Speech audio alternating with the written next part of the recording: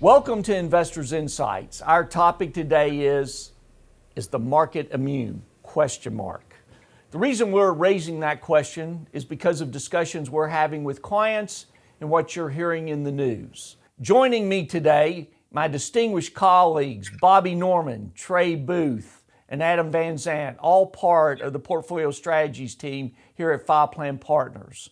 And we wanted to bring that question to your attention because of the fact with COVID-19 out and all the things that are taking place there, with the vaccine news on, off, with all the economic news, we think it's a question that we need to address and give you as much information as possible.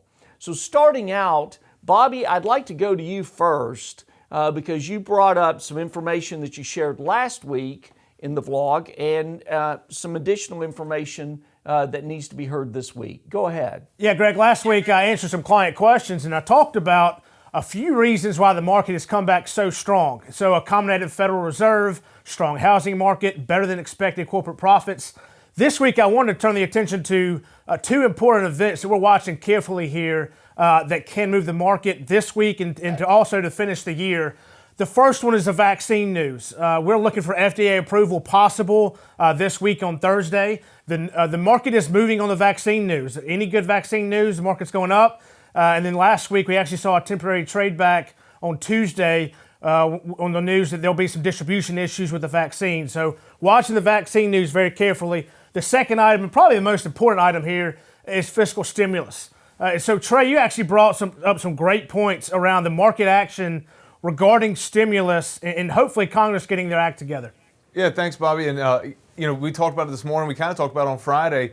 With the jobs number came out, 245,000 jobs were added month over month. Disappointing expectations and by far the weakest jobs number since the recovery started a few months back.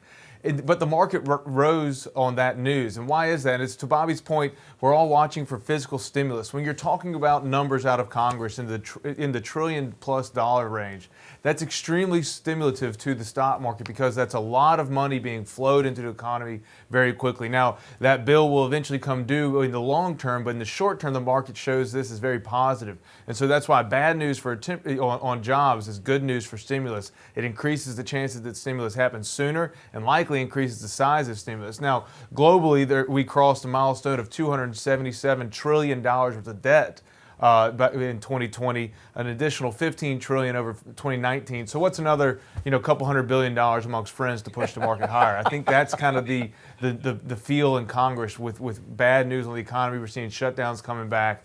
That maybe another trillion or so dollars could help bridge the gap to a more prosperous, hopefully, 2021.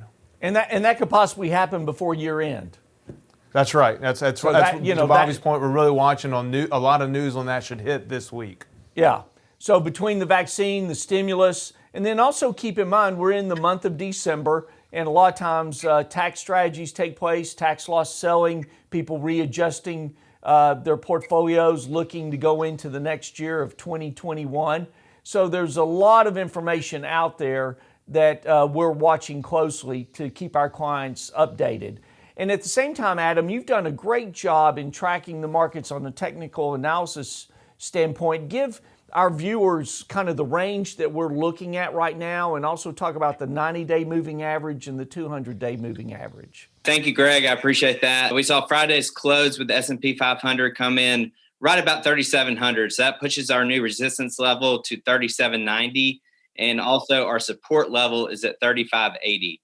So this is something we're watching really strong right now with the 90-day and 200-day moving average, as you discussed, starting to firm. And it almost can be perceived as more of a bullish tone in the markets following these trends. One thing that we definitely want to look at, going back to Bobby's point and Trey's, is the consumer.